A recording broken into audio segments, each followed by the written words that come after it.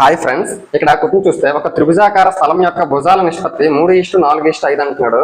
దాని చుట్టుకొలత పెరిమీటర్ 360 మీటర్లు అంటున్నాడు. అయితే వైశాల్యం ఏరియా కొనుక్కోమంటున్నాడు. ఇది 9th క్లాస్ 105 పేజీలో ఉన్న మోడల్ లాంటి క్వశ్చన్ గా మనం చెప్పుకోవచ్చు.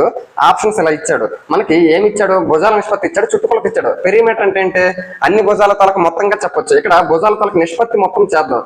5, 4, 9, 3, 12 అంటే టోటల్ గా 12 పార్ట్స్ తలకు వాల్యూ చుట్టుకొలత కదా అవుతుంది. 360కి ఈక్వల్ చేయాలి. ఇప్పుడు 12 1s 12 30s అంటే 1 పార్ట్ తలకు వాల్యూ మనకి 30 వచ్చింది. మరి ఫస్ట్ భుజం ఎంత? 3 పార్ట్స్ కాబట్టి 3 30s 9 ఫస్ట్ భుజం. Second 34s 120.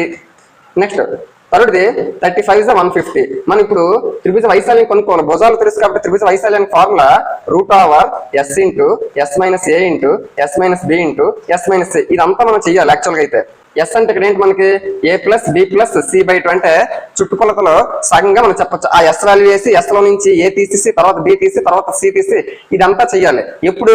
భుజాలు అనేవి వేరు వేరు సందర్భాలు అయినప్పుడు. కానీ ఇక్కడ చూస్తే భుజాల తలకు నిష్పత్తి మనకి 3:4:5 అంటున్నాడు. మరి 3:4:5 అన్నాడు అంటే దాని అర్థం ఏంటి? మనకి ఇది ఒక లంబకోణ త్రిభుజంగా చెప్పొచ్చు. లంబకోణ త్రిభుజంకి వచ్చేసరికి వైశాల్యంకి ఫార్ములా ఏంటి? హాఫ్ AB అంటే ఏ అంటే ఆ రెండు భుజాలు. హాఫ్ ఏ అంటే మొదటి భుజం ఇందాక 3:30 90 వచ్చింది. రెండో భుజము 30 40 120 వచ్చింది. మనకి లంబకోణ త్రిభుజ వైశాల్యంకి వచ్చేసరికి కర్ణంతో సంబంధం ఉండదు. హాఫ్ AB కాబట్టి 2 1 2 60 90 × 60 9 6 54 అంటే 5400 మీటర్ స్క్వేర్ గా మనము ఆన్సర్ అనేది చెప్పుకోవచ్చు.